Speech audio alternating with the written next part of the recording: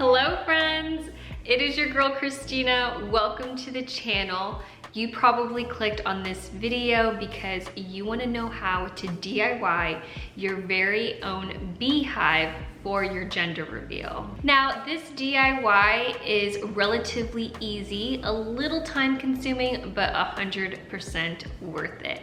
The supplies you'll need for this project: a balloon, twine, a hot glue gun, the glue sticks that fit in the hot glue gun. You'll need a ton of that. You'll also need a bottle of Elmer's glue all, newspaper, fake flowers, and signage.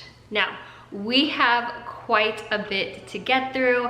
I'm sure all of you want to see how this was made, so let's just dive right in. The first step is creating the shape of your beehive, and you're simply going to do that with a balloon. Blow it up to the size you prefer. Then you'll want to tape a roll of tape to this balloon so it stays in place when you get to the paper mache and the hot glue gun step. If you have a Lazy Susan or some sort of a turntable, I 100% recommend using that because the roll of tape does keep the balloon in place, but when you're putting paper mache onto the balloon, you also have to turn it, and so a turntable or a Lazy Susan makes it so much easier. Next, you'll need to prep your paper mache ingredients.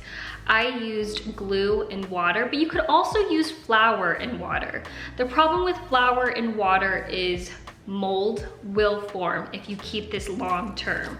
So I opted for glue and water because I do plan on hanging this in the baby's nursery. Next, cut your newspaper into squares. I had some rectangular pieces hoping that I could, just like make this step a little bit faster. Because the balloon is round, the rectangular pieces aren't flat enough, or they don't lay flat enough. So the squares are honestly better. So don't even waste your time trying to cut bigger pieces because it's not gonna work.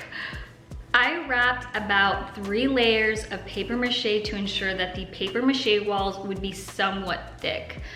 I think 1 layer is way too thin. The plan is to glue a bunch of twine, and then we're sticking a ton of flowers onto this paper mache. So you want the paper mache to be sturdy enough to handle all of that weight. So the more layers, the better. Disclaimer, this step needs to dry overnight, so make sure you give yourself ample time to complete this before your gender reveal. I'd give yourself a week because you could also run into problems like the balloon popping during the drying process. And if that happens, your paper mache will collapse and you'll have to redo this paper mache step. Don't be like me. I waited 3 to 4 days before my gender reveal to start this project. So I was ecstatic when I woke up the next day and found that the balloon didn't pop, the paper mache held its shape, and so I knew then I was ready to start the next step, which is wrap it with twine.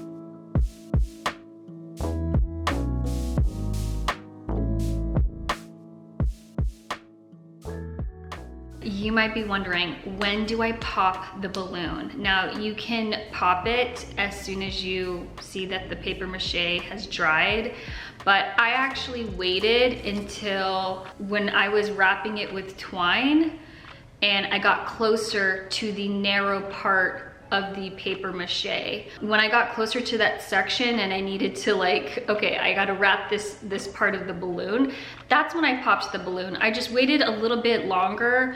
I just wanted to make sure that it wasn't going to collapse on me. What if the first layer wasn't dry yet? Leave it until you get to that step.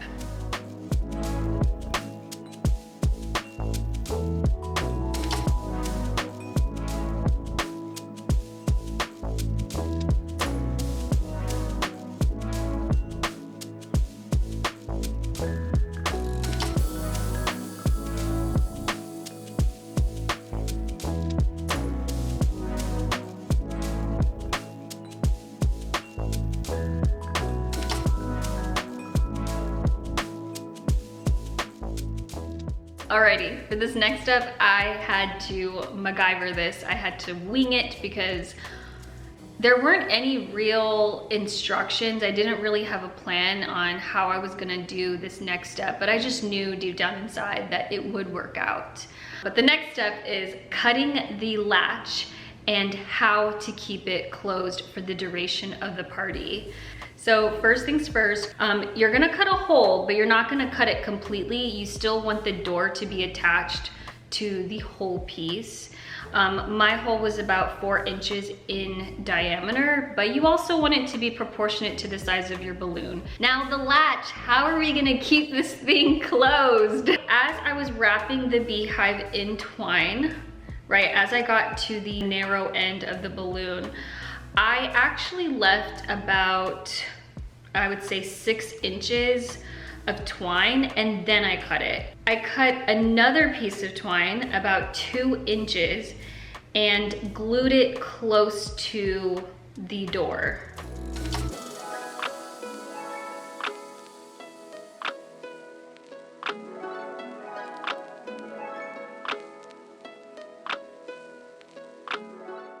The plan is to take the leftover twine that I have hanging at the bottom of the beehive and pull it through the loop and then wrap it so it wouldn't come undone during the party. Twine is a very textured material. This fortunately stayed in place for the duration of the party.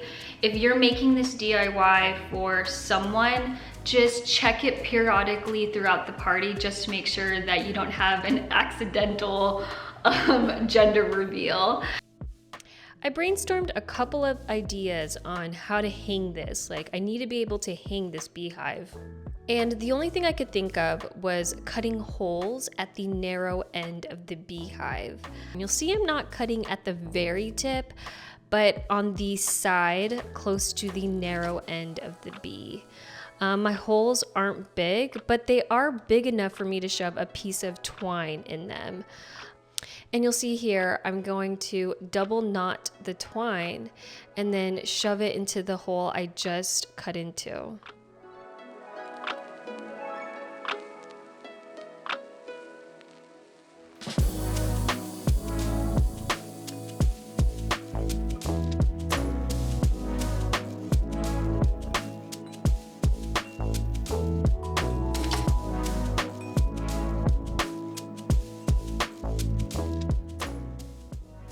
And then you'll repeat that step on the opposite side of the beehive.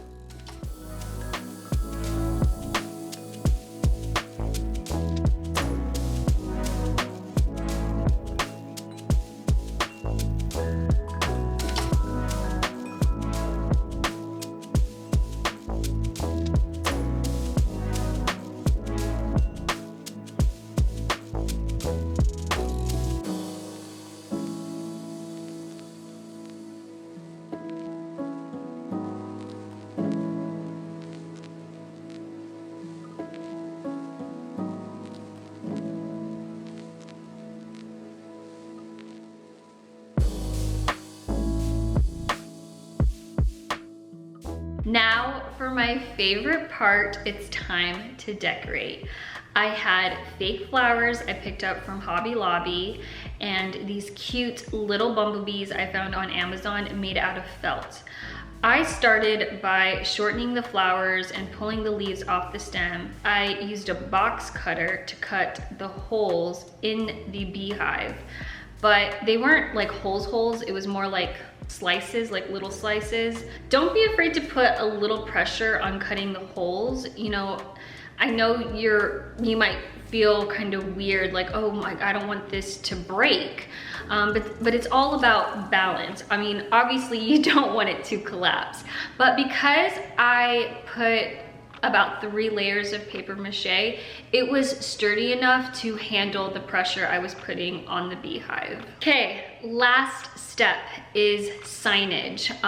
This is honestly optional. You don't have to do this step, but I wanted to because it's just the overall theme of the gender reveal. What will baby be? I was able to use my Cricut machine to create the signage, and then I just stuck it on there. But if you don't have a Cricut machine, maybe you have a printer, you can just buy cardstock paper and print it on that and then cut it out. But if you don't have a printer, you could also go to Staples or FedEx and have them print it out on cardstock, cut it once you get home, and just tape it onto your beehive. I mean, initially I was planning on buying this on Etsy. I did find one, I saved the link, but then when I clicked on the link, it was a dead link. So I don't think this person was making beehive gender reveals. It didn't look anything like mine. It was a yellow beehive. It, you know, looks more like a cartoon. I didn't know what to do for my gender reveal. I decided just to take it upon myself and make it. And it turned out so much better than if I had bought it.